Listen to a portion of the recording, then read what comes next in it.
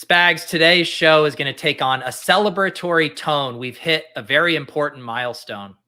We have hit a couple important milestones because it's also NFL training camp. We hit 1,000 followers on Twitter, and to celebrate, we're going to hit all of our training camp guys. And oh boy, terrible intro to start. Pete's fist pumping threw me off. We'll hit the intro right now.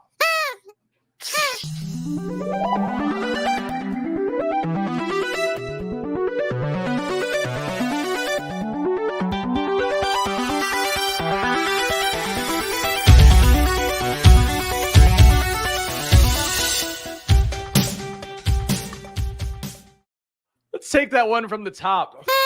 Welcome, everyone, to a new edition of Splash Play, the fantasy football podcast for every game under the sun. And once again, I'm Chris Spags, joined by your friend of mine, Pete Overzet. And Pete, we've done over 100 shows now, I think probably in the hundreds. Have you seen me brain fart in the intro quite like that to celebrate 1,000 followers on Twitter? I'm sure you have. Yeah, I'm sure it didn't feel that out of the ordinary for me. I mean, the big question on everyone's mind now that we did crest 1,000 followers, are you still going to extend the "we will follow back"? Because you always caveated it as like this offer was only through 1,000 followers. I mean, I think at this point, to show our love for the community, to celebrate the fact that we appreciate each and every one of you when you hang out with us, whether you engage with a tweet on Twitter or not. I'm going to keep following them back, Pete. Though you're right, I did initially say first 1,000 as though it was a going out of business sale. And given that it took us like 2 years to get there, I feel like we could just keep doing it. I think that's fair. And I mean, but now like our big stretch goal here, right, is we got to get to, we are now what? Can I do math? 88 away from 1K here on the Splash Play channel. So I'm going to drop this in the chat again. I mean, if we could get Spags to 1K Twitter and our YouTube in the same week, I mean, you might not show up to pants on for our Thursday show. That's true. I might literally lose all the fluids in my body because of them excreting at once. But tomorrow is the Spags solo stream where I talk more about such things. So please subscribe over there now. As you can see, lots of love put into the thumbnails on the Splash Play channel. And the goal is to do more on there as we go. But hitting 1,000 subs on there would be nice because then we can start to make money off of that. And speaking of making money, go to footballoutsiders.com/subscribe right now. 20% off is the promo code that you're going to see on the site. And that's actually going to be the best deal we will have all season long. The goal is to get you guys in early to get all the data that really does bring a lot of value to your betting, to your fantasy. It's all of that over at Football Outsiders. You also get the Football Outsiders Almanac, which is a fantastic bit of information a lot of the media reports on. Get it for yourself. Read it on the beach like I'm going to do next week. But go to footballoutsiders.com/subscribe and get in there now. And Pete, training camp is afoot. So there's been a lot of news. I can tell you I've read probably a good 20,000 words on The Athletic within the last 24 hours. I know you're doing a lot of prep as well for the Fantasy Life newsletter, covering things over there. What are you seeing as the number one story so far from camp? Because there's so many to hit on that we haven't touched on yet on the show. Yeah, I mean, that's the thing. Like, they all seem to carry the same weight, you know, outside of the Julio thing, which actually has major ramifications for fantasy.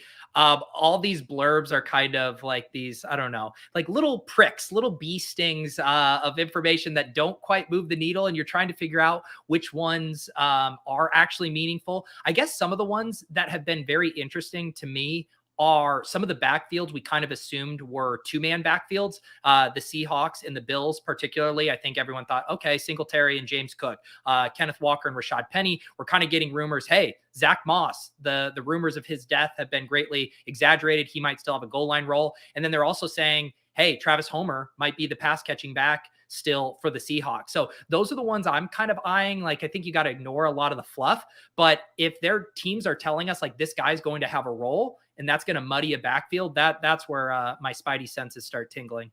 Definitely some positive reviews in, and we are going to talk about, as I flubbed in the intro, we are going to talk about our training camp ADPs that we expect to rise based on some of the reports out there. I think a lot of lower guys, honestly, a lot of guys who aren't even being drafted sometimes on Underdog or DraftKings, they could be soaring. So we'll hit on that in a second here. But Pete, I wanted to bring up the thing that we didn't talk about on Monday's show, even though I think the news item had hit. Kyler Murray, his new contract being paid incredibly highly. He's being assigned game film homework. And there was an update right before the show, which is why it's relevant to bring up again.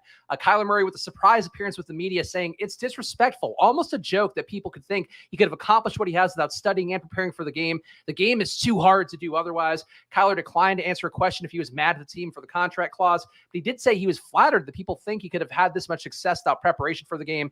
And more from Kyler saying, I'm not 6'7", 230 pounds. I can't throw it 85 yards. I'm already behind the 8-ball. I can't afford to take any shortcuts. No pun intended. Pete bringing some bid equity to his height for himself, but Kyler Murray not happy with, I guess, the situation with the Cardinals coming out publicly. Yeah. I guess the question is like him and his agent agreed to these terms, right? In the contract. Like that wasn't, if they had issues with it, they would have pushed back, right? When they signed it. And he's more like reacting to the blowback where it was almost like people were offended either for him or they thought it was like a further reflection of his lack of commitment to the game of football. And I think you probably still have he might leave for baseball stuff still like lingering. Not that he would, but just people have that in their head. Like, oh, maybe he's not fully committed here. And the way we've seen the Cardinals tail off, where they start fast and then they just can't finish strong. So I get why there's this kind of antsy aura surrounding the Cardinals, but I didn't find that bad. Like there's all kinds of contracts out there, where it's like, oh, I'm sure some of these guys, it says they can't like go snowboarding or surfing because they can't risk their health or they have to have a driver and can't drive drunk. I don't know why saying like this was, I don't know. I just didn't find it that weird. I understand that some people think that's the table stakes to being a quarterback. And we love to glorify the Peyton Mannings who are spending all hours of the night studying game film before, but it's like, whatever. This dude doesn't love football as much as like everybody else. And they put it in his contract to study a little more. Like who gives a shit? Yeah, I mean, if anything, I think it gives me more hope that he's going to now be locked into having to do this every week. I'm sure he was already. Did you see the one Twitter thread, Pete, about, I guess, like his play is typically coincided with Call of Duty's release coming out? He starts to play worse after that. Like, I don't think that's possibly true. But if it is true, like now we know we have some contractual safeguards when you're drafting him. Yeah, I wanted to pull that up. I put this in the Fantasy Life newsletter the other day. Rose City Peach, here's Kyler Murray's fantasy points for each game of his career. The line in orange is when the annual Call of Duty game released. So looking at the correlation here of seeing his fantasy points heading downhill.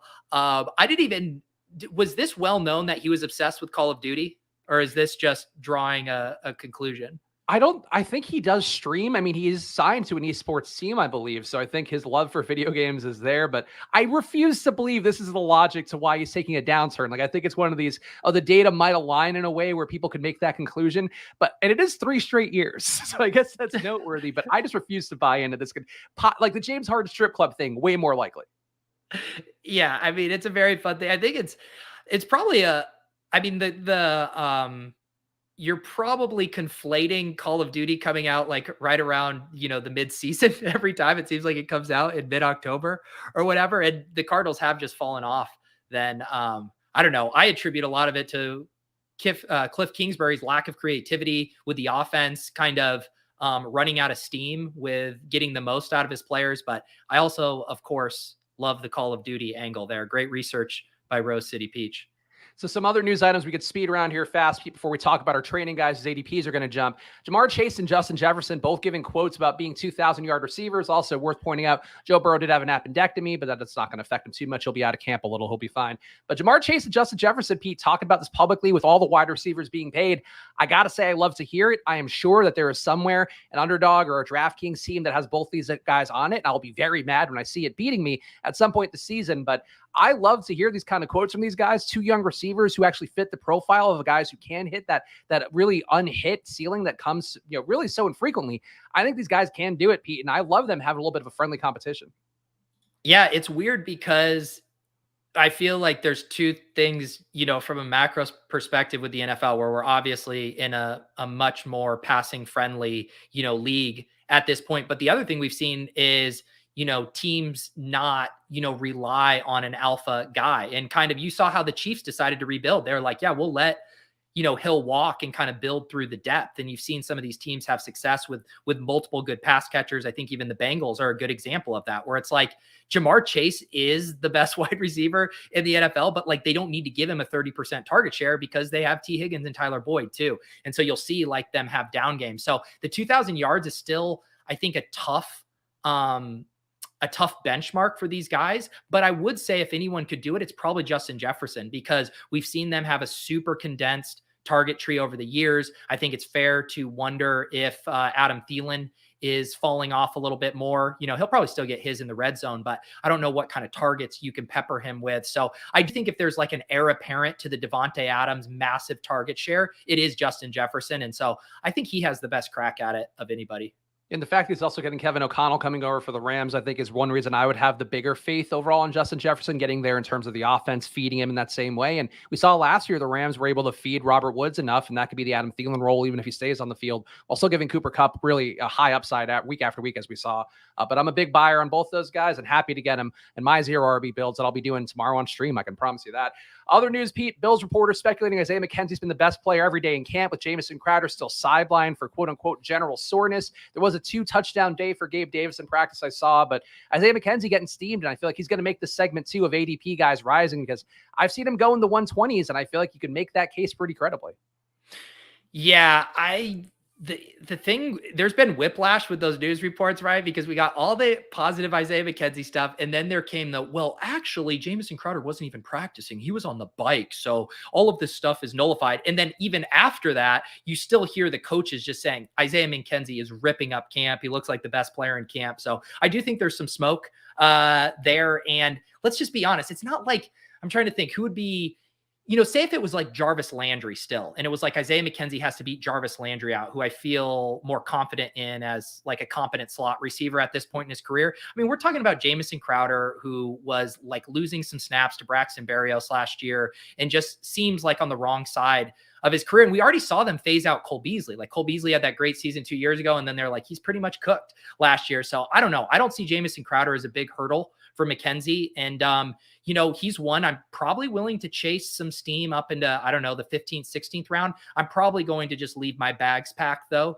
if he gets much more expensive than that. And I think this is one thing, too, that Best Ball does allow you, where Sean G in the chat saying got Crowder 20 spots after ADP. That's great. If you love Jamison Crowder, you're getting him at a discount that nobody had him in the drafting season so far. And if you love Isaiah McKenzie, you're probably getting him at the cheapest point he's going to be if you're drafting him right now. Like he's not going to get lower at this point when he was going borderline undrafted when Pete was talking about him a couple weeks ago on the show. So I think this is one of those things where Best Ball, like you could be right on either side, prove it with your money, prove it with your draft portfolio, and take Jamison Crowder now if you want to buy the dip. And one last news item, Pete, I wanted to bring to you. Denzel Mims getting a lot of positive reports in Jets camp. Before that, he was rumored to be on the trade block or the release block potentially. And all the Jets reports are talking glowingly of him. Is there a candle still lit on for him somewhere in your house? I mean, it's just like, there's only so, I'm willing to get sucked back into the LaVisca stuff. I'm going back to the well. The third year, I'm just, lapping up these reports about him being used as a Cordero Patterson type in this offense. I don't think I'm ready to have my heart broken by Denzel Mims again. I'm not martingaling Mims in the same way I will Rondell Moore and LaVisca. It's kind of like the Darius Slayton thing, It's like you keep martingaling these guys, and then someone in your Discord points out, hey, Pete, Darius Slayton might not even make the team. Richie James has that role. So that's how I feel about Denzel Mims. He's such an athletic freak that it makes sense that he dominates in these low pressure situations, just because he's going to be so much more talented and athletic than the DBs covering him. But for whatever reason, when push comes to shove, he just doesn't have the it factor, as NFL insiders might say. So I'm not falling for this Denzel Mims stuff.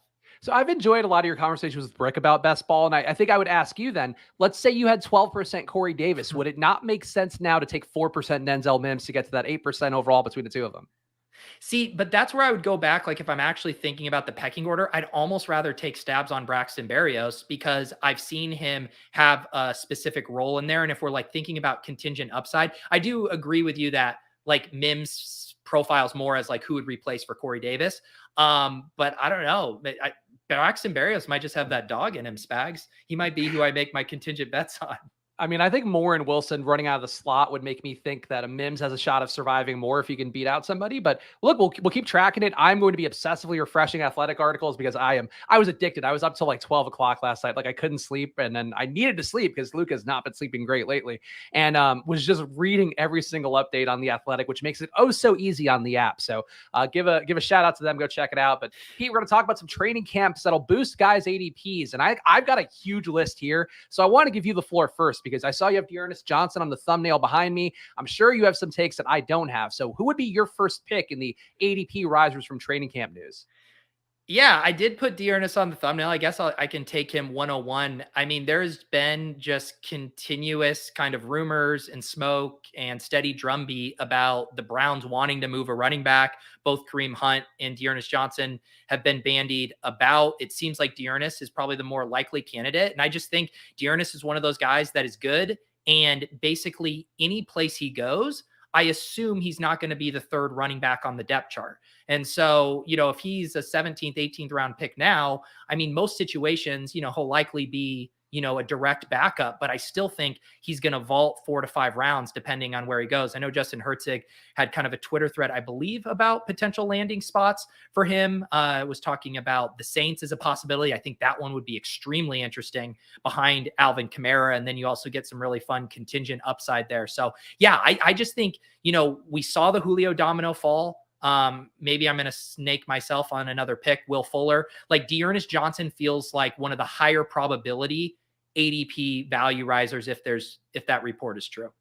So I'm going to take a guy that I think we might have gone different ways with our approach to this one, but George Pickens to me is a guy who fits a lot of the profiles we talk about, and coming out of the draft, a guy who has shown college production at a high level, also landed in a situation where it didn't seem like there was a clear pathway to reps. So he's being drafted or was being drafted the 150s, 160s, I think, on underdog.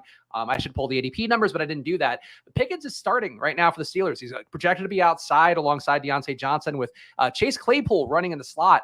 And I think overall, Pete, this entire Pittsburgh offense, I mean, if I could put a claim in for the wide receiver group, I think they're all going to rise. But Calvin Austin also had some pretty big highlights, I guess, in practice, a 60-yard catch and run touchdown.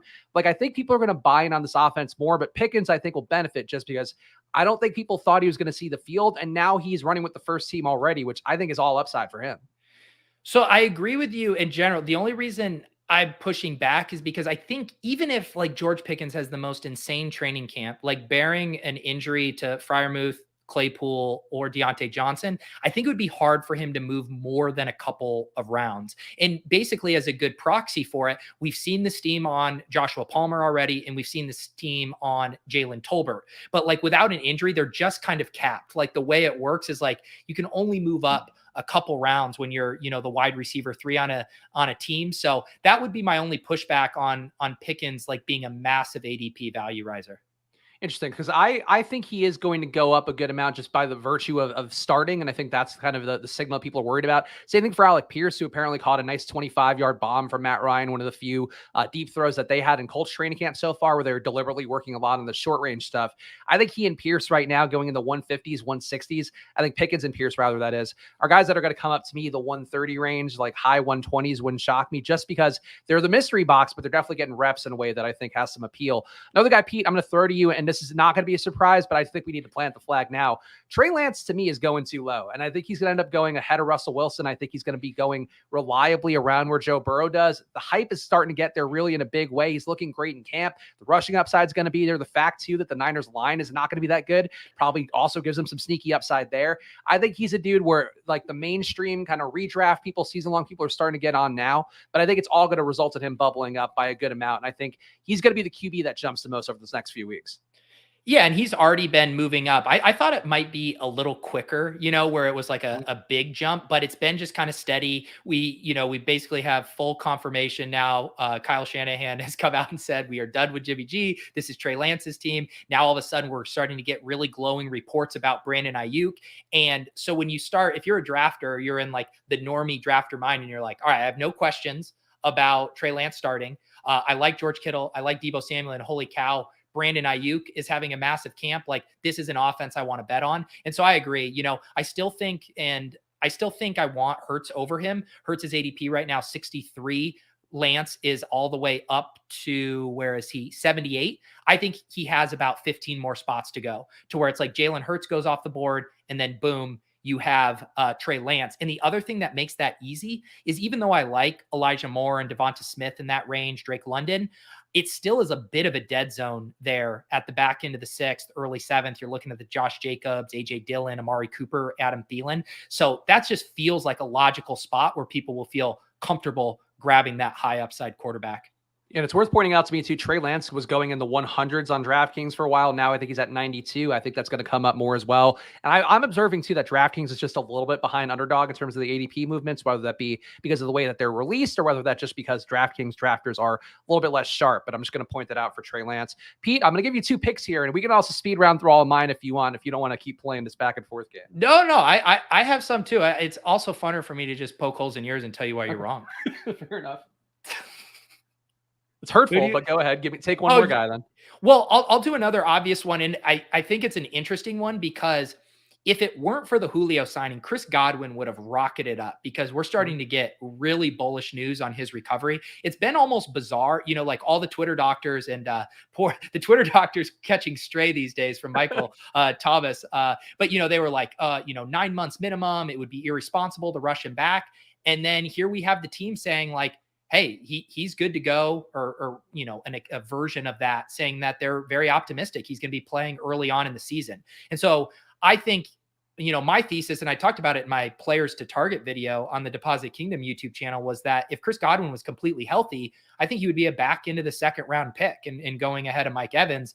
So the Julio stuff complicates it a little bit. But I still think as we continue to get more confirmation that Godwin isn't going to miss more than, let's even say, a month and be generous, I think he has to move up at least into like the back end of the third round. And you already start seeing him creeping up. I've seen people say he's gone in the late fourth. So I think that's just a matter of time that Godwin really inches up here. Yeah, I think you'd advocated too buying him when he was going in the 60s, and I started dipping in a little bit more there when Russell Gage came up to an untenable level. So I think this is really speaks to the case of what Pete's talked about a lot that I've tried to adhere to this year, just drafting all off season long, and then you get these guys at some discounts and you're drafting relative to the news out there. And now that Godwin's ahead of schedule, not being on the pup list is a big win for him. Do you want to take another pick here, Pete? Let's see. Another pick. Well, one that's I've just noticed, and I actually made the case against him today in the newsletter, which really pained me, was Randre Stevenson. But you could tell, so everyone on fantasy Twitter yesterday got duped by a report where it said he was running with the ones, and then everyone clarified that was like from some previous practice, and Damian Harris has still been running with it. But what I learned from that was how badly we collectively want Randre Stevenson to be the lead back for the Patriots. Like everybody wants it. It's like the Tony Pollard thing too, right? It's like we all want him to be the lead back for the Cowboys. And yet I still don't think that's the most likely outcome. But let's just put that aside. I think Ramondre's steam is going to continue to get pushed up. Like at this point, I could see him topping out where like AJ Dillon is if we continue to get good reports, because people like this offense. They know they want to run the ball. And we have zero question marks about Ramondre's talent, the fact that he can catch balls, the fact that James White is going to open the season on the pup list and might not play for a while. Like everyone is just fully ready for Rhamondre Blastoff. And I really think he's going to continue to climb a few rounds. Yeah, I'm with you. I have a lot of Rhamondre. I'm happy to be there. His ADP started to come up. I think people are willing him to get where they want him to be. So I think that's a strong take. I'm going to take one more guy, Pete, that I think just is going undrafted a lot. Actually, I'm going to take 2 back-to-back that I think are guys that are going to start to materialize more. Not going to soar where they're going to be 10th round picks, but should be probably 15th round-ish on underdog, maybe a little bit less on DraftKings. Juwan Jennings is the number 2 receiver for the Niners right now, or the number 3 rather. Number 2 right now because Debo's not practicing. I think he's going to get enough work to justify his existence. I think too, if Debo or Ayuk go down, you talked about the positive reports for Ayuk. Ayuk looks great, but all it takes is them getting one of those guys down. All it takes is one of them, just getting rotated in a little bit more with Juwan Jennings. He's shown the upside. He's in the mix. Like, I think he deserves to go more. And I think to me, he's going to rise because of the Trey Lance side. People want that double stack. It's going to be hard to get Debo, but maybe hard to get Debo and Kittle together. I think it's a spot where Juwan Jennings just kind of becomes that natural backdoor stack guy. So to me, he's going to come up in a good amount. And I think I'm happy that I've taken him a lot in the 18th round. Yeah, I think I'm always trying to think of like the situation. It's just harder. And even with the Pickens thing, I think for wide receivers to jump up because opportunity and touches are just so much more binary with running backs, where it's like, if you lose a top receiver because of an injury or whatever, those targets generally are going to get distributed across the offense as opposed to going to one person. Whereas like if Kenneth Walker tears his ACL, it's pretty safe to assume Rashad Penny is going to inherit like 80% of those touches. So when I'm kind of looking at risers, I am kind of looking at those ambiguous backfields where the market doesn't know what to do with them. I do think the Falcons are a good example of that. Like any one of Patterson or Algier, I think the Texans are a good example. Damian Pierce, Marlon Mack, and even Rex Burkhead. Like if we get really good clarity of like, this guy's running with the ones, he looks awesome, he's clearly ahead. I think where there's ambiguity, if we get any bit of certainty, like those guys can jump 2, 3, 4 rounds because the market loves certainty with running back projections. And if we get that, those guys are going to really jump. Okay, so given that then, so I won't take the receivers. I'll save them till the end and we can speed around them because you poked holes in that thesis overall. I will take Tyler Algier here, who I've been steaming up personally, playing as him on Madden. I downloaded a custom roster. Actually heard from Zach, who does content over at RotoViz and NBC Sports Edge. He's like, oh, did you get the new Madden? I'm like, no, I just downloaded the roster so I could play as Tyler Algier like a true degenerate. Looked great in the game, Pete, and I think some reports coming out from Cordarrelle Patterson that he wants to get his touches up, but Arthur Smith has pushed back, saying that it's more likely that he's going to be on the under of where Cordarrelle Patterson wants his touches to be. There's a lot of positive rumors and innuendos around Algier, and I think as camp starts to get there more, I love the guy, Pete, and I'm heavily invested in him. So maybe I'm kind of doing the thing where I pop up my Bitcoin shares and hope people buy in. But I love the guy, and I think he's going to take a big jump. And I think he fits the criteria that you just talked about. Yeah. And I mean, the early quotes too, where like, yeah, they want him to be their lead back. They don't want to give Cordarrelle Patterson, 20 touches a game. So like it all makes sense. I think the biggest, risk for Algier as a guy that doesn't profile as necessarily a great pass catching back, you're more looking at him as an early down grinder, is can the Falcons be competitive enough to where he's on the field a lot? Or if they're getting, behind in games, and then you're just getting a lot of Patterson, maybe even Damian Williams, who's competent in the pass game. So that I think is the fear for Algier. Like if the Falcons are competent, I do understand the thesis a little more. It's the same reasons I have concerns with Derrick Henry, because there's like systemic risk with the Titans just not being good and not being, in contention in enough games to give the ball to Henry a bunch. Also, good chat here by Historical Anomaly saying, I'm the opposite of Kyler, gets my research done by playing video games. I dug my heels in with Tyler Algier, and I will find every reason to do it. Pete, we got to hop into a draft, but I want to give you the floor to see if there's anybody else you want to throw in, and I'll name off some names too, but I want to see if you have anybody to cover off. I do think it's pretty convenient that you just don't want to talk about the Pete Carroll, Geno Smith quote. He's a starter. He's a starter right now. The whole thesis of Drew Lock is he's going to play at some point this year. I think they're going to see what they have in Geno. Wouldn't shock me if he starts week 1. By week 10, I think it's Drew Lock. I mean, I got to pull up the exact quote because the quote was even more damning than that. He said something along the lines of, Geno Smith has the QB1 role and he's not looking back. It was his he's saying because he's pumping him up. Pete Carroll's the ultimate cheerleader. That's what he's doing. It did fill me with some concern that like it's not like it is like an Atlanta situation when Marcus Mariota, they said, is a starter. He's taking all the first team reps. I kind of thought it'd be, they're splitting first team reps, seeing what they're doing. Like even Pittsburgh did, I think, a 3-way split with Trubisky, with Mason Rudolph, and with Pickett. So that doesn't make me feel great, but I just don't. You're going to see what you have with Geno, and you're going to go, oh yeah, okay, that's enough. Let's try Drew Lock. The problem is that Drew Lock is just as problematic. Like you can't act like this is Baker Mayfield or even Jimmy Garoppolo here. Here's the quote here as we get inundated with Intuit QuickBook ads. Day trip. Yeah, of course. No free ads. Geno's in the lead right now. He's ahead, Coach Pete Carroll told reporters. He ain't looking back. He's going for it.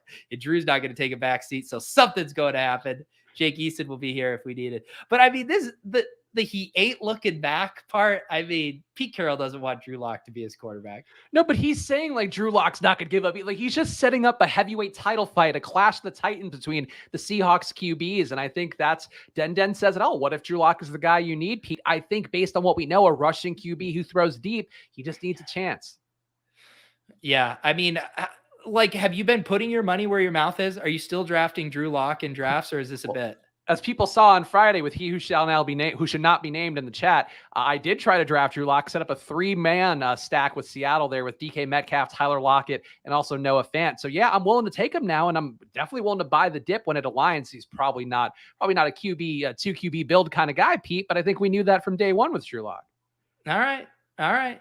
Who am I hosting the account, or you want to do a draft today? No, we can do it on yours today because I actually didn't update my brick exposures, and I'll update them for tomorrow's solo stream so you can check them out on there. It gives people a reason to come over to the Splash Play channel. Of course, we're marching towards 1,000 subs, and of course, when we do hit 1,000 subs, Pete has to join me on a Friday stream, have a few drinks, get a little weird with it, as I'm sure you might today on the randomizer with Daigle coming up in a few hours as well.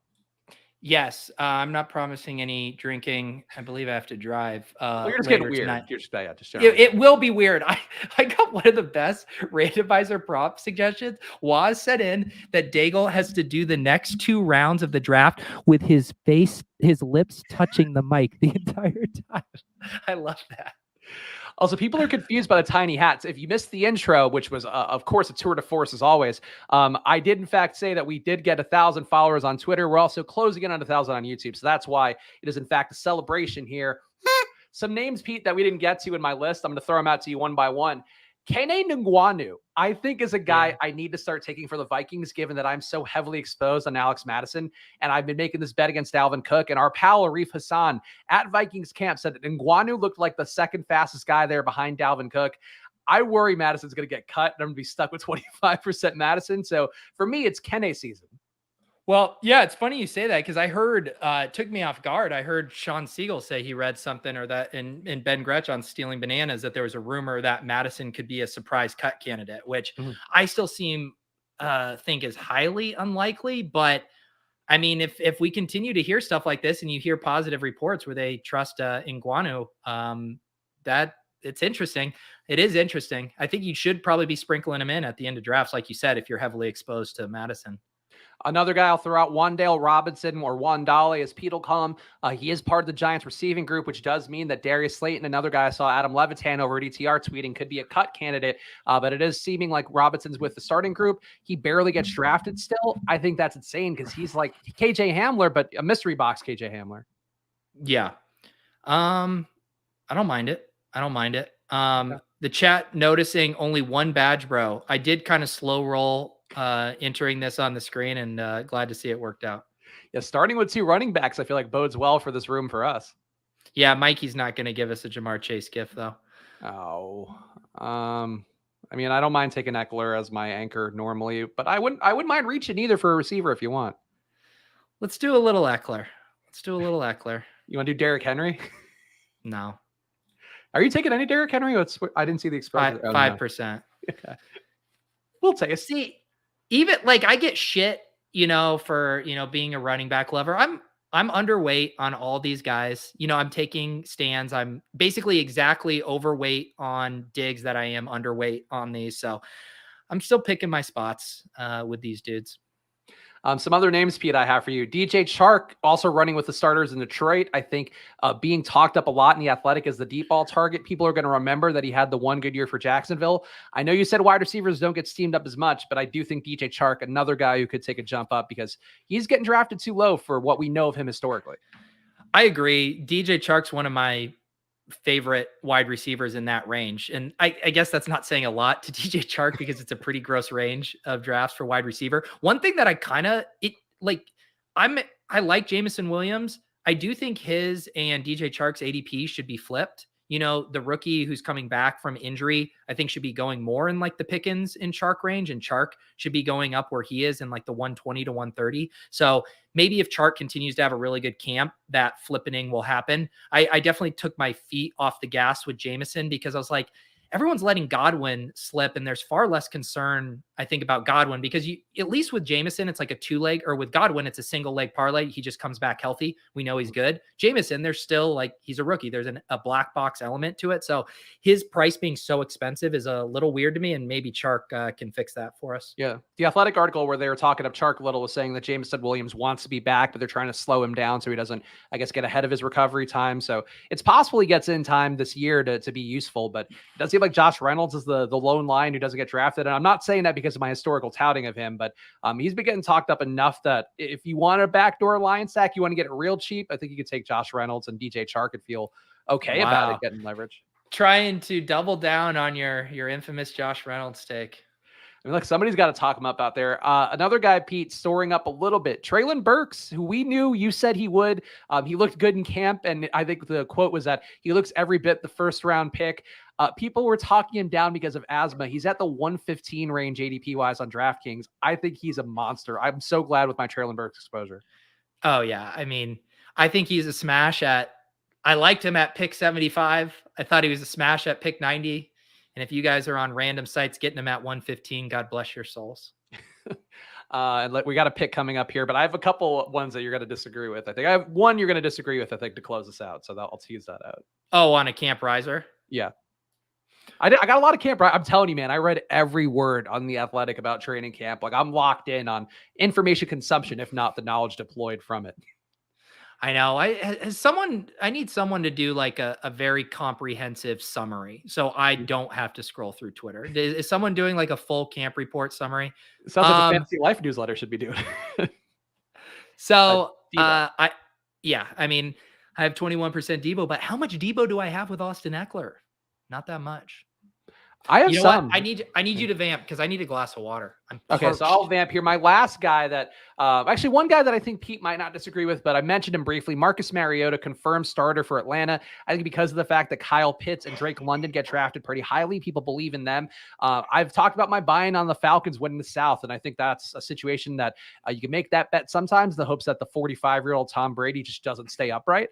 But also maybe things run bad for the Bucs. They're bringing in a lot of different guys with Rudolph and Jones, all those guys chasing titles. That is something we've seen historically not work out across sports. So for me, Mariota's a guy I would take next to jump. And Pete, a guy that I think you'll push back on the most. N'Keal Harry is running with the starters and the Bears already. He is their lone big-bodied receiver. He's playing outside. He's 6'4". I think he can get there just by sheer will of Justin Fields improving. No, I mean, Spags, this is where you have to, it's like a game of apples to apples where you also have to read your opponents too and what they like. I mean, you thought Denzel Mims is a tough sell on the public to get steamed. I mean, people are so done with N'Keal Harry. I mean, I was the biggest N'Keal Harry stan there was, one of the biggest ones. I was holding on for dear life, and even I don't want anything to do with him. I dare you to try to get even one drafter in a single room to want to select him, much less enough to move his ADP up. This is an awful one, Spags. I think he goes from being not drafted at all to drafted in the 17th and 18th reliably. Is that enough to make a jump? No, but does it mean he should be on your radar? I think so. I still think people are going to prefer Pringle and Velus Jones to Harry. But I think the Velus Jones thing, like, people are going to start to realize, oh yeah, this guy is just not going to be anything. And N'Keal Harry at least comes in with a pedigree, and being 6'4" like does matter when you have a team full of short receivers and Cole Kmet. Yeah, I don't know, man. I mean, the whole thing was, you know, even as like the big bodied outside wide receiver, I mean, we saw like literally what is the better version of N'Keal Harry, Allen Robinson, just absolutely fail in that role. How do we expect N'Keal Harry to succeed? He didn't want to be there though, and it was a different coaching regime. Like, I don't know. I think it's worth drafting some. You know, maybe you don't need to get to 8% N'Keal Harry, but I would take some, especially if you are buying it on Justin Fields. And I was in a draft this morning, Pete, on DraftKings. Somebody took Justin Fields 50 picks ahead of ADP, so I think people do buy in on Justin Fields. Is something happening with the Chargers receivers? Like, are the correlation bros gone? Because Keenan and Williams used to always go around the 2-3 turn. And now, like, I got Mike Williams at like the 3-9 last night. I'm happy with him or Keenan here. I would take Mike Williams personally. I'm more of a Mike Williams over Keenan guy. Like, I think I like that Williams has the lower ADP because I can always get him. But Keenan falls a lot, I feel like, in every draft. I think people think he's older than he is. Yeah, it's just interesting that I wonder if this is a reflection too of, you know, we're starting to get more drafters, new drafters to BBM3, and a lot of the early drafters, and I don't know, hot dog suit, you know, how did this happen? But they were all taking, you know, Mike Williams and Keenan Allen with their Cooper Kupp teams. And now you see a guy here take Josh Allen. Like, if that does not signal, all right, I'm going to pass on the correlation and the wide receiver here to reach on Josh Allen, I feel like we might be in a new era of these BBM3 drafts. I mean, isn't this what I guess part of why you guys always advocate for a barbell? And I say you guys, like the people who've been doing best ball for years. Like I'm certainly a carpetbagger coming in with my DFS background and hoping that I can turn it into something. But I think like with what you've said before is that in August the drafts get more casuals in. You also have more information, so you have more to play against them. And I feel like I see a lot of the mistakes made that I saw people making in rooms when I was first starting to draft heavy in like May, right after the draft, the NFL draft. And I think it's something where it is just the rooms getting dumber a little bit, as well as the fact that you didn't get a stream room today. You got like a normal people room. Yeah, I had I don't know if it was last night or 2 nights. I've been basically doing a BBM3 draft every night, and it was one of the more wild rooms I had. Like I was again, I'm blanking on the guys. I can pull it up, but a couple guys I got just like 25 picks at past ADP that normally don't fall. I think it was Devonta Smith. I'm like, Devonta Smith never falls in these regular rooms. Like there's some of the more like buzzy guys, like the guys we collectively seem to like, the younger second year wide receivers, etc. Like, yeah, they might fall 5 picks, but I was like, the texture of these rooms is starting to feel different. Yeah, no, I would agree. And I think certainly, I know Pete can't advocate it as much because he's getting that big underdog money now, even bigger by the week, it seems. But DraftKings, I think too, you're going to find really even less sharp drafts. So I think playing on both sides would be my personal recommendation as much as you can. But underdog, you're going to have a much better time, and especially in these soft rooms. All right, so let's see what we are wanting to do here.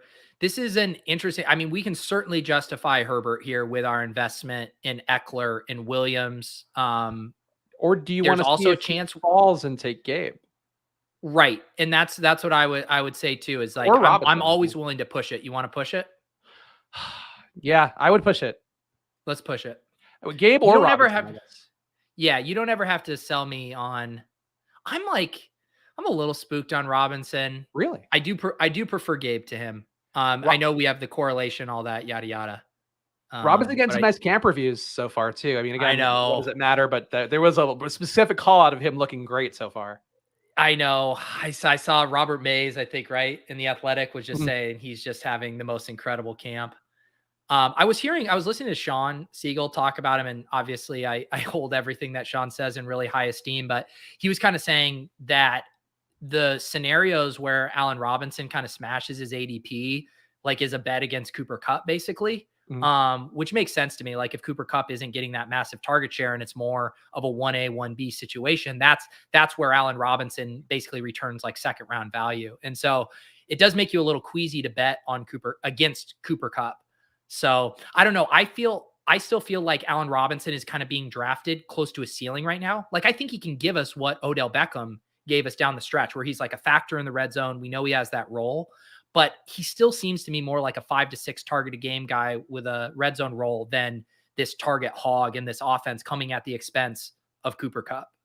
Robert Woods was still getting targets. Like that's the one thing that stood out to me from some of what I've seen people talking about and how this Rams offense could function. So I think there's room for Robinson to get there. And then you're basically saying the Cooper Kupp runs slightly less good on touchdowns, or they score more points, both of which I think are completely plausible. So I think there's room for Robinson to get there and still have Kupp be good. It's just like, I think it's the most likely outcome that one of Chase or Jefferson passes Kupp up this year, just because Kupp kind of levels out. And those guys are young and more athletic and also in offenses that should be better. And I think those are things that like stand out to me as like, that's how Kupp is not quite as good. He's not wide receiver 1, but he's still like a top receiver.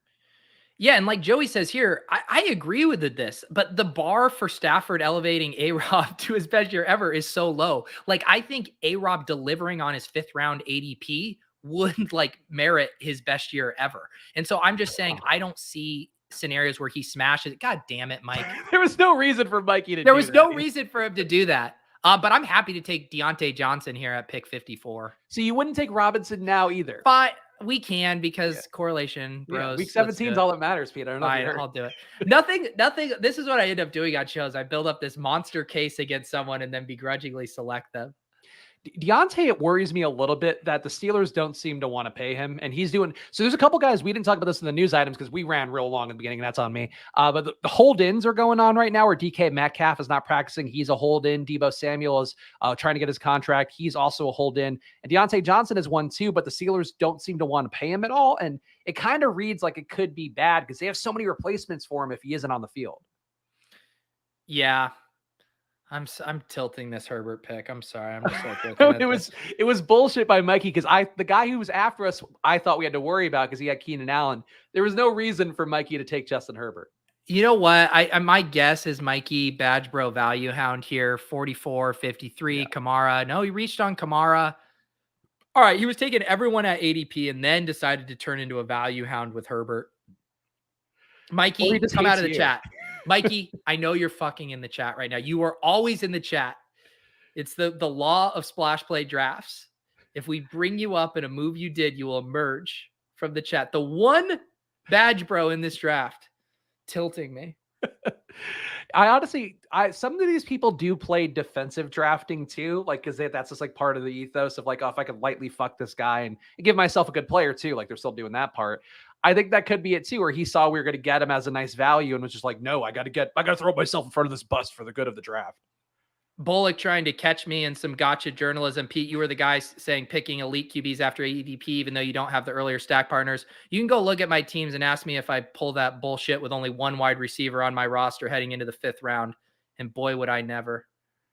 No, that was a spite. That was like either a spite pick or an ignorance pick. I do like the idea though of Mikey being like one of the few people in the best ball community who just despise you, and he's just watching it like, I'm gonna get him here. Oh, that's so cute. Saying one of the only people who despise me, Spags. I don't think there are a lot. You make more friends than enemies. I think I tilt a lot of. There's a lot of secret Peter tilt from what my sources tell me. Oh, years to the ground, people coming back and going like, "You're not going to believe what so and so said." Trust me, I'm in my own group chats. I know how this stuff works. Oh, all right, interesting. I'm here to make friends, guys, and be mean to the fantasy flock guy. Those two things equally. In tomorrow's stream, you'll see more of that because I can't help myself in a 2-hour stream of having to fill airtime without making fun of somebody. Let's see here. We are going to be okay. I'm happy with Amon-Ra here at 67. Okay, I look. I'm more receivers. I do wish we had an elite tight end, but we don't. So nobody's on the board that makes any sense on that front. Yeah, but I think this is how we think about things a little differently. I do prefer an elite tight end, but I get excited when I get these drafts because it's like, what other rooms am I going to get? You know, Allen Robinson at pick 54 and Amon-Ra at 67. The 6-7 pick slides seem small on the surface, but they add up, and it'll just push us to a different construction and a different build. And there are a ton of strong tight ends, you know, in this tier coming here. So I'm with you. I'm overweight on all those elite tight ends, but I think we can do some good stuff here in these middle areas. I can live with not getting it. It's just nice when I can do it whenever I can. And it doesn't hurt that I love that Niners-Raiders game, as we've talked about enough times on the show. And a lot of people do industry-wide, so it's not like I'm a special snowflake for that. I just feel more comfort with everything I've seen data-wise that having an elite tight end is the benefit. And I've also seen enough holes poked in like TJ Hawkinson's the world now where I'm like, oh, yeah, I guess that is fair that it could be tough for him to live up to that. Dalton Schultz, too. Like, everybody shits on the non-elite tight ends in a way that just gives me a little bit of pause. Yeah, and I'm still feeling like we should have taken Deontay Johnson. He slid all the way to pick 59. Is this because of the George Pickens hype? Was there anything about Deontay Johnson that would send him? I think it's that he's not fully practicing, I think is it too, where people think, I think people don't love contract news. He's on the pup list though. On DK, people will not draft guys because they have out on their screen. Like this morning, I did one draft this morning. Marquise Brown went 20 picks behind ADP because he has out next to his name. So yeah. I think that's something to be mindful of. If these guys are on an out thing, or like it's not gonna happen as much on underdog, but like that's huge for people in their psychology. Yeah. Let's continue to tilt. Trey Lance unstacked at pick 71, and then he double tap. Well, I mean the T Higgins stack there. Quarterbacks getting sucked up here. This is a pretty gross range. I'm probably taking Sanders or Pollard here unless there's anything else you're saying. I mean, I wouldn't mind taking Russ and then trying to backdoor something for Denver. We could, but yeah, I don't mind that. Because otherwise we're going to be like going the Goff route late. And I feel like we could still get some upside here. And you get Tim Patrick, you can get Nakui Bonham, you can get Dulcich. Yeah, normally that's like a slightly easier click if we have a Chief, on the roster. Yeah. Now we kind of really have to work to get that backdoor stack. But if there were two teams you wanted to have plenty of options for it would be the Broncos and Chiefs. So definitely doable. You know who I've been seeing go up a little bit in drafts? Like again, manually, just me being in enough draft rooms. Hunter Renfrow starting to get taken a little bit more because I think people are buying into the Raiders, and then seeing some of the numbers too. Where I think you might have been one of your podcasts, I think, where you're talking about, or somebody was talking about Renfrow, and like he was like a leading red zone target guy, one of the Yeah. highest in the league, despite the fact he's not that big. I think the Raiders offense, we might have said this on the show. I think there's a lot of buy-ins over there. And also the 3 receiver for them is wide open, where it's Demarcus Robinson and Mac Hollins competing for time on the floor with, or on the field with Renfrow, with Devontae Adams, and with Waller. There's one receiver who's going to bubble up from the Raiders too. And I think like that whole offense, I just love it all. And I'm glad I got it where I did in the drafting season. Yeah, that's another one where I think the market loves both, Adams and Waller, and feels pretty confident in Renfro. I just don't know how much room there is without an injury for those guys to move up. This is an interesting question. Joey says, where do y'all think Russell Gage should be going now? I've been buying the dip hard. I need a big dip. Like I'm talking like Tim Patrick level dip range. I don't know how you can justify. You were only hanging your hat on volume. Now you introduce Julio. You have Godwin on a really encouraging time frame. I just don't know how you're drafting him any higher than like pick 110 right now. Yeah, I was gonna say like he's still cool to me in like the 90 to 100 range, but Julio being there is not great. Rudolph too is like a bigger part of this offense, at least in terms of like how they're talking to him in the media and all of that. Where like he took the number that Julio Jones would have wanted jersey wise, Kyle Rudolph did. There's enough guys taking targets away. The same token though, Gage got the biggest contract out of all of them by a wide margin, so that's got to matter for something to draft him still. Yeah, and also with Gage too, you're hoping for those PPR things. So obviously on DraftKings, I think that's going to be slightly more attractive. The half point PPR getting squeezed from every which direction without a lot of touchdown expectation. I don't know. He's just I didn't like him at all here. And we'll see how far this draft room lets him fall. He's still not even attractive to me here. I will say Hawk or CEH is interesting to me. I think Hawk probably with this Detroit build. I think Hawk makes sense. Yeah, no, if we already had a tight end, I think I would push for CH, but I mean, we now can set up a Jared Goff double, and we give ourselves a chance to let CH fall if the room continues to hate him. What was the 2v2 when I made you take Russ? Because we could have waited on Stafford potentially, I guess, if he comes back, and that makes me wonder what we could have gotten instead. That was the thing, is we were kind of looking at Sanders and Pollard were the only other kind of selections we were going to maybe take. Doesn't kill me to lose out on either, even though he did write up Zeke today. So I guess if there were a day to go against that, I'd be going with Tony Pollard today. Yeah. You gave a real case for Zeke in the Fantasy Life newsletter. I saw you're really stumping. Did Willis get a guest spot writing that one up?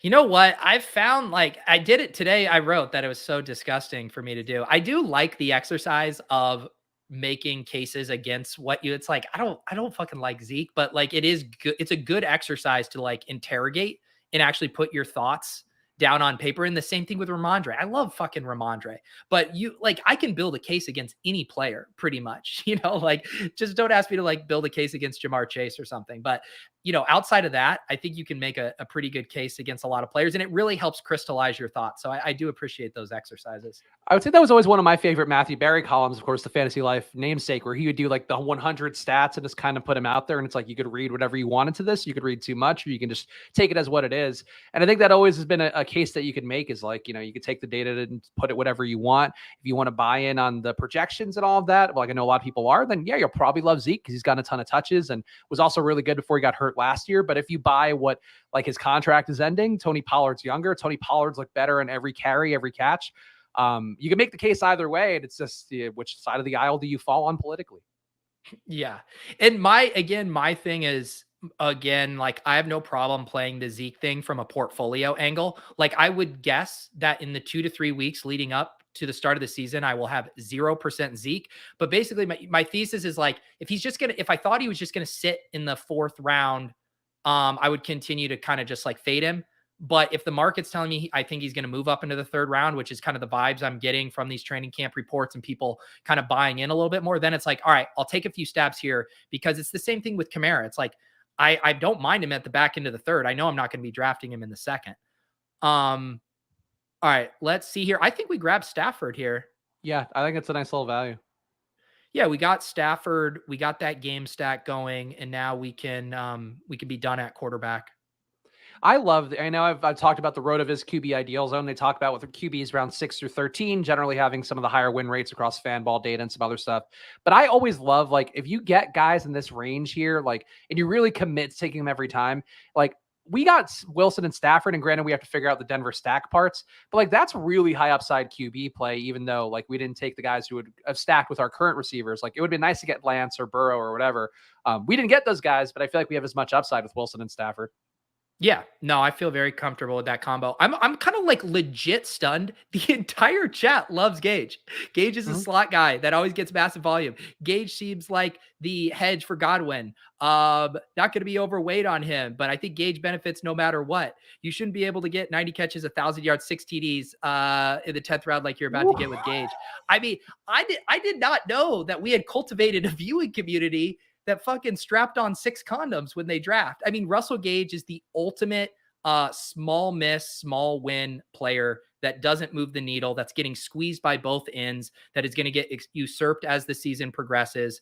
There is nothing to like about Russell Gage at this current ADP. No, and they also added, like, part of the reason Gage went up was Gronk being out, so that opens up more targets in the middle of the field. Not only are we getting Godwin coming back healthier than people expected, but you also have Rudolph being added. You still have enough rookies in the Tampa Bay offense. You still have Brait there. Like, there's so many guys that pull from Gage, and I've been a Gage fan when he was in Atlanta. Like, I probably wrote him a little bit too early before last year where he finally started to break out. Like, I just don't see the upside, especially in half point PPR. Like, I think you're talking a good year for him is like 5 catches for 60 yards per game, like this year. And I don't even think that could happen necessarily. No, I can't devote any more of these airwaves. Man, that's crazy. It's funny when you do shows like this though, because you really get to see like the ground level, like what people think. And I think that's always been the fun part when I was doing the Osmo streams too. Like, people are playing on a given night because they will get adamantly worked up in a chat. And like, if your stance was, hang on, let's, I do love Garrett Wilson, but we got to lock up a stack here. And I think Patrick too, he's the Cortland Sutton hedge to me. Like, and we didn't take Sutton or Judy, so we're saying those guys kind of come down, and Patrick's going to be out there, and we can get Hamler or Kui Boondam late. Like, we got a pretty good hedge on the Denver stack. Let me circle back to the Gage thing. I think if you have a heavy bag of Gage right now, you played it wrong. If you want to tell me that you're ready to buy the dip on Gage now, I think that is a little bit more acceptable to me. But Gage's ADP was always influenced by the Chris Godwin bearish injury timeline. And people were basically saying, oh, look at these 6 to 8 weeks of, full slot wide receiver production I'm going to get from Gage. And then I counter in BBM3, that first 6 to 8 weeks is the most meaningless production that you're going to get the way this tournament is structured. So there was always going to be a correction on that ADP. And we also knew there were other landmines. It wasn't just Julio. There's the chance that Gronk comes back, which impacts how people feel about Gage's target projection. So I think he was the ultimate fish pick. If you want to start grabbing him now when he slides to pick, 9,500, I can kind of see it. But I really do think packing Gage bags before this was really bad. Yeah, I got Gage 5%. It looks like I'm looking at my brick HUD, of course, which you can get for yourself at brick75.com. I think he's got a 2-day trial going, and it's worth putting on the screen as Peach is showing you guys here. I got Gage at 90 overall ADP and 5% of him. So, like, I got him in a discount relative to whatever the 69, 68 range he was going. And now, like, I'll buy back in again if he gets to like 110. Like, I think that was the move. And even my 90, like, I feel like I could have gotten better here by just waiting a little bit longer. So people who got him in like the 50s and 60s, like, pray for your teams because I don't think there's any shot. And I'm going to pray for you at night. I'm going to pray for the Russell Gage drafters. The guy's still doubling down on him. I'm going to pray so hard for you guys tonight. What's your exposure on Gage? I didn't see that on the screen. I think 4%. 4%. But you don't have the ADP. I love having the ADP number to know where I've been taking a guy because, I mean, especially for content, I feel like for you, Pete, like you can really have some egg on your face or you could look like a genius. This is why I don't mind hanging it out all here in the laundry. I'm just not that fun because I'm the too scared to have player takes guy. So you see all my smoothed out exposures here. Why don't you just take a fucking stand, Peter, like a man? You can't win with structure. Draft the best players. I wanted Ronald Jones there. We can't take Isaiah Spiller. Cole Kmet would be a fun bring back in our kind of Detroit, Chicago little mini there. Anything else you're saying? I mean, Darrell Henderson, I guess we could take. I mean, because we took, honestly, I think Kmet makes sense too. Yeah, let's do Yeah, Komet. Do Komet. You yeah, love let's Cole do Komet. Komet.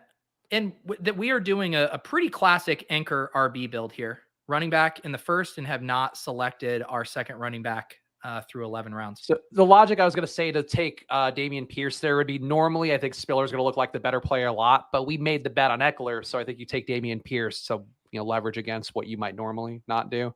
Yeah, But Cole Kmet's pretty solid there. yeah.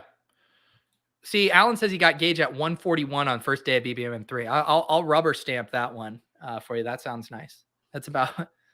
Oh, who's another guy we didn't talk about in the training camp ADP is going to go up? Brian Robinson is going to go up because he sometimes doesn't get drafted at all. And he's the short yardage back. And they've outright said like they're putting him and he's going to run between the tackles because they don't want to hurt Gibson. I think that's really bad for Gibson and really good for Brian Robinson. Oh man, we disagree on these. Really, Brian Robinson is like a poor man's like Rhamondre, where he's going to get squeezed from both directions, right? Where it's like he's not going to have a huge pass catching role because of McKissick. Even if Gibson goes down, I have a hard time seeing him really stepping into a big role. He's got 192 ADP on underdog. I think that can come up a little bit. And I think to me, he's like a 0 RB guy because he's going to have weeks where he gets to the end zone twice, like gets one catch. And like, there's a lot of ways that Robinson, I think, can bail you out of the 0 RB build and give you enough upside week to week and also still matter come week 17. I'm buying in on that a lot. Like the fact he's already getting first team work and he's a rookie, like I think that bodes well. Yeah, I'm even on the field with him. You can tell I clearly prefer McKinnon and Deontay Foreman. I spread out my bets a lot down here, but I just think like the contingent upside for a guy like Foreman is just so much cleaner than Robinson. But apparently, again, you egg on my face. I actually, if you would have said, Pete, how much Brian Robinson do you think you have? I think I would have said like 6 or 7%.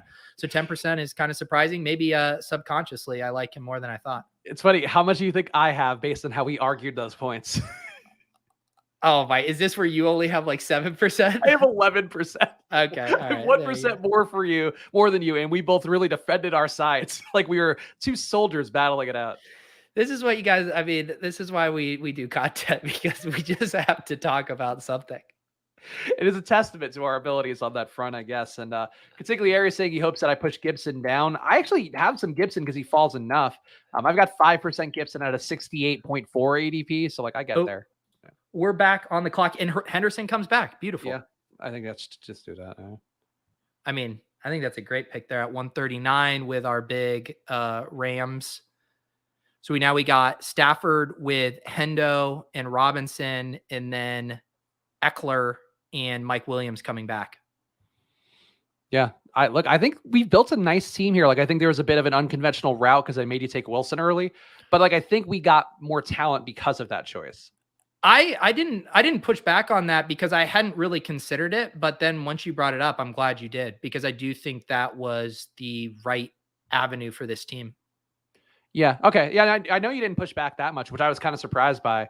But I just like getting Russ. Like I think there's going to be a Russ rise as well. Like he couldn't justify being the training camp riser guy, but like people are already hyping him up. Oh, they're going to let Russ cook, and then even if they don't let him cook, he's going to be put in great positions because of what Hackett's going to do, and a lot of play action. And Gordon and Javonte are going to look great. It's going to open up Russ to get picture perfect throws downfield. Like you're going to see a lot of that, I think, and people are going to fall in love with Russ because of the previous archetypes as well.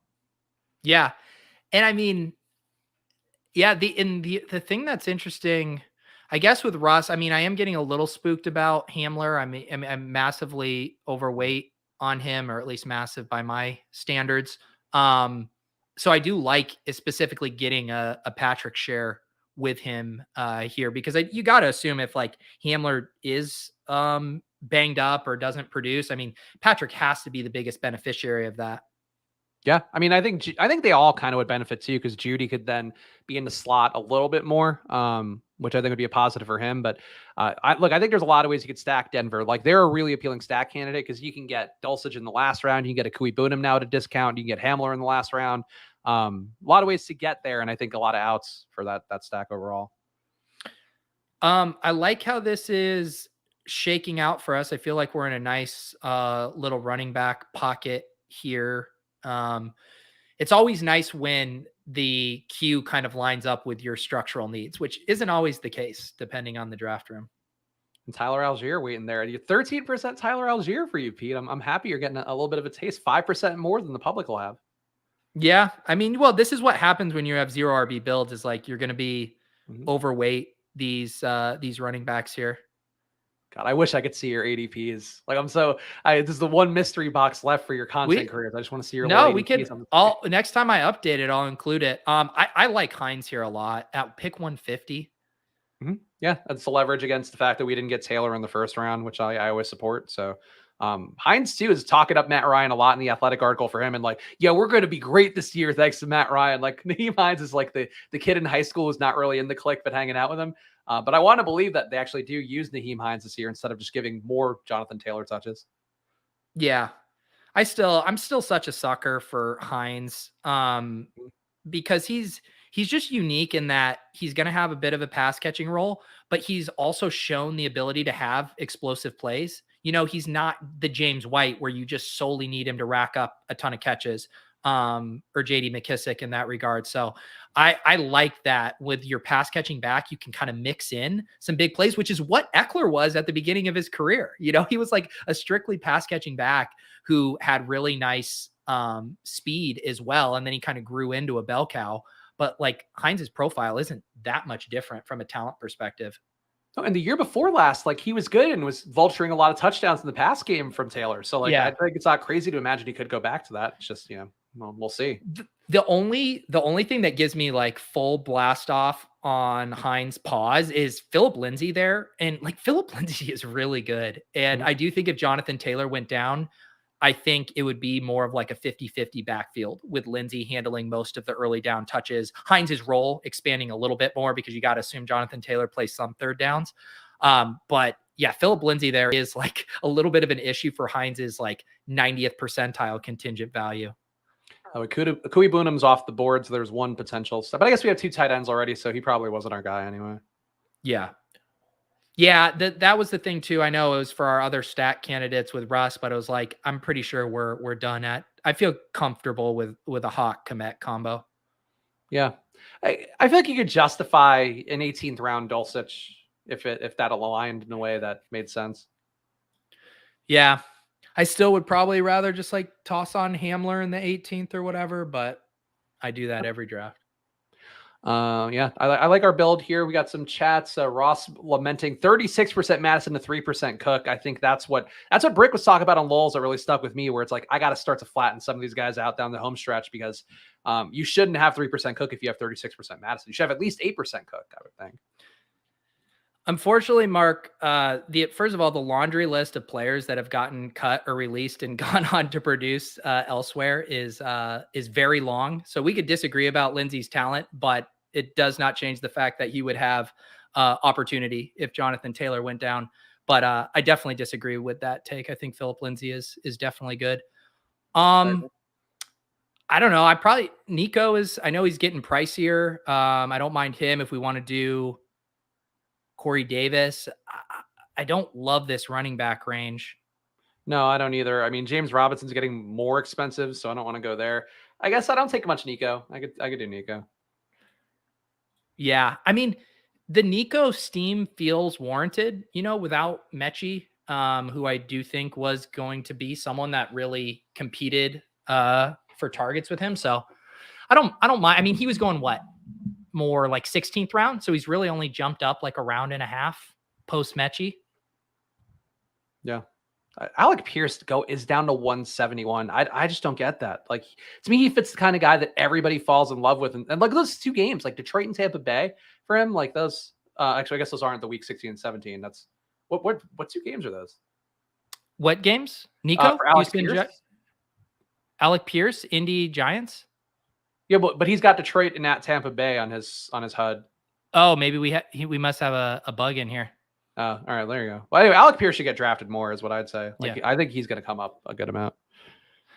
All right, Mark, I'll continue with this one-sided argument. Yeah, I mean, it's a crazy take, but go ahead. Tony Pollard can't beat out Zeke. Are we really going to use the Texans as the the torchbearers of talent evaluation that we want to hang our hats on. They basically completely botched this at every step of the way from a talent evaluation perspective. So I would not use the Texans as your benchmark for whether a player is good. He also didn't stick with Miami either. Like, I think sometimes the matchup doesn't fit. Like Phillip Lindsey could think he's a bell cow back, and that's why he went to Indianapolis, because if Taylor goes down, they might have said like, hey, we'll give you Taylor's workload. And there's a lot of things you don't know, and I wouldn't just assume, oh, he couldn't beat out Burkhead. Burkhead's just stoked to have a job and get paid and be on the field. Like that was enough for him, whereas it might not have been enough for Lindsey. Yeah. We could list like 15 backfields where like the starting ready. I mean, give me Khalil Herbert over David Montgomery with 20 plus touches a game. We could go down the road of coaches who don't understand the talent that they have in their backfield. I mean, at this price, I'm fine to kick the tires on Gus Edwards. You can tell I'm not a Darrell Williams fan. Anything else you're noticing here? Pickens, I still think will get more expensive, so I don't mind taking him. And we did pass up Deontay Johnson, so I don't mind that conceptually, but it's a good discount on Gus. Yeah, let's leave. Yeah, so then that sets us up. We have our little minis. I also like Paris Campbell with our if we want to continue betting on the Colts is an option. Okay. I don't have an issue with Paris Campbell. Let's see. Marco says, what are your thoughts on Dulcich? I mean, this is Pat Kerrane just absolutely driving this Dulcich train full steam ahead. I find myself picking him up in the last rounds. Yeah, I don't mind it. I definitely like it more on FFPC with tight end premium. I think in a build where, again, I always go through like the logic tree, right? Do I need a 3 tight end build? Do I have Russ? Do I have Mahomes? What do I get funneled to this pick specifically? Because I think there's a lot of picks that go in that range that have a similar probability to him is hitting. But if you get funneled to that construction, I don't mind it. And same way the Spags, I like talks through kind of the logic of like, oh, I faded a Kui Boonham. All right, maybe this is a team where you take Dulcich. Like if you're right on that call, what would be the reasons why you were right on that? Maybe it's Dulcich is really good and they can't keep him off the field. Yeah, and I think too that's Silva and I think Levitan were talking up Kui Boonham and just like he's a gigantic dude. Like they think he can hold off Dulcich. I think getting shares of both guys makes sense to me. Like they drafted Dulcich with great draft capital. He was also the best pass catching tight end in the draft. He's going to be playing with Russell Wilson, who has maybe not made a lot of tight ends, but has had a few good years with those guys. We got a chat from Brick in the chat, by the way. He had a super chat if you want to read that one. Yeah, I tagged Liam in the Discord about. I just didn't know he was going to be scraping the bottom of the barrel for guests so quickly in his streaming career. I felt bad. I told him I was busy when he first asked me to come on stream, and Liam, I'll come back on. Like if you're this, bent out of shape for guests, I apologize. I don't want you to have to resort to this. Is there a serious beef with Tanner Tolbert, or are we just doing a bit? Oh, no, I mean, the cheater and Bachelor contested. Do you have nice things to say about Tanner? Is he a confirmed cheater or is he a suspected cheater? Oh, so you're on the Jade filed 150 max into that contest side of things? I mean, me and my pal Chris Randone have talked about it enough, and we believe in supporting Bachelor contest. No, I don't know. Yeah, like, Randone, one of the most reliable narrators there is. Liam just wants the views. Like I get it. He's chasing splash play. He's chasing Spike Week. He's got to catch up somehow. And it's the $1 million is only going to get you so far. Bachelor contestants are the way to do that. Is it? We need to ask Osimo how that experiment worked out. I mean, like as somebody did shows with Randone, he tried his best. He brought a great energy. Okay, this has come full circle. We tried our best. All right, let's see if Pickens falls to us here. I definitely will be stoked on that pick at 188 or 187. So I was going to ask, would you prioritize the value on Pickens over Hamler in our correlation? I would, because I guess the one thing we don't have is a chief here. But I do, and this goes back to the thing, like maybe if I didn't have 22% Hamler and I'm now basically, when I take Hamler, I want it to be at a little bit more of a discount just now that we continue to get a little more injury news from him. So I'm willing like to push it a little bit. And then if Hamler falls, take him. But that value on, I mean, you were making the case that Pickens was going to be a big riser. He just slid 12 past ADP. I don't get it, man. Pickens has a good pedigree. Like he's Treylin Burks ish, like in terms of like what they did college wise. So I might be like too deep in rookie world. Like I very much when I saw Calvin Austin being reflected in the Steelers camp preview, I was like, yes, I heard about him. Like everybody loved him at the Senior Bowl and thought he was like a beast. So I might just be too in the weeds now. Where I went Pete last year from loving the old, so now I'm like any guy with a little bit of youth in him. I'm like, yeah, let's fuck it. This guy's gonna be a monster in the right situation. You know, I mean, Spags, the trajectory you were on, you will be a guy that goes to the Senior Bowl next year. You'll be there with your binoculars. You can't even see these guys firsthand and be like, yeah, I think this guy's going to shape up as a 8-catch, 90 yards per game kind of guy. Draft him in the 5th round. Steaming ADPs willy-nilly. If I wasn't going to have a newborn, then I would float Spags and Pete go to the Senior Bowl content trip. Look, I think there's room, Pete. You know, sometimes the baby's got to understand, as Luca has learned. Baby's got to understand. Daddy's got to do content. Daddy's got to do content. That sounds like something on a onesie. Speaking of, we got 135 people watching live on Pete's channel, a dozen more on the Splash Play channel. Make sure you're subscribed to both. Hit the like video on the like button on both as well. I appreciate it a bunch. We're trying to grow these channels up, whereas we can tell, as Pete's shown, the grind is real here. So please subscribe. And David Bell going early. Interesting. I like Jerick McKinnon here to get us a chief and a running back for this build. You good? Yeah, that works. Are we in Dulcich rate? Like I feel like we could justify taking Dulcich here, but I know you didn't want to do 3 tight ends. Yeah, so we are let's see, I just forgot I have a meeting at 3:45 and we're running long. Sorry. No, it's fine.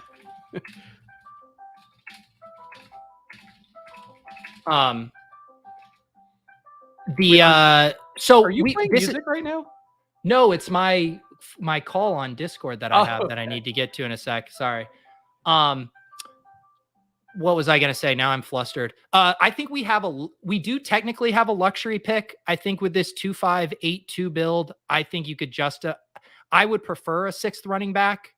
Well, no, I think it's a true luxury pick. If you want to do Dulcich, I think we can. Yeah, I think I would do Dulcich for the double stack. I just like completing those double stacks if we can, and I don't see how we're adding a ton of value to this running back room. Like if our bet is that Ekeler is going to be probably the number 1 back this year, would be my thought. Yep. I'm just like seeing the problem is it's hard for me because I do like a lot of these running backs. Foreman, I keep trying to get more Michelle, evidently not doing a good job of that.